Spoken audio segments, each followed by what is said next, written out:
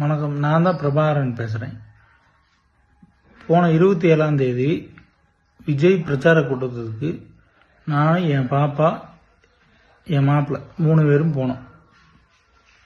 போனதில் 2 பேர் இறந்துட்டாங்க.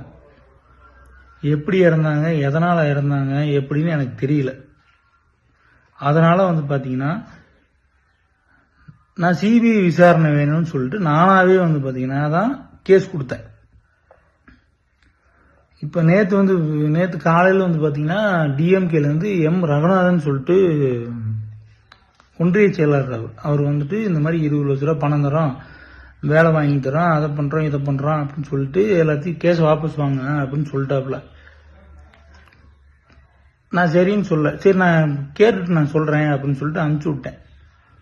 இப்போ பார்த்துட்டிங்கன்னா காலையில் நியூஸில் இந்த மாதிரி போகுது, பிரபாகரன்றவர்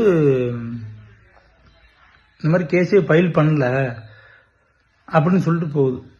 நான் தான் கேஸ் ஃபைல் பண்ணேன். இந்த மாதிரி என் பேர் தான் போடுறாங்க. பிரபாகர் எல்லா கேஸ் கொடுத்ததே தெரியாத மாதிரி போடுறாங்க. அதனால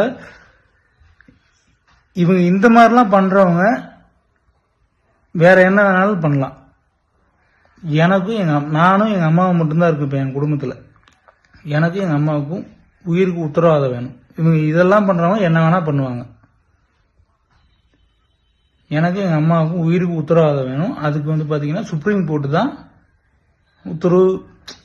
அது எனக்கு சொல்ல தெரியல, நீங்க தான் பார்த்து பண்ணிக்கணும். நன்றி, வணக்கம்.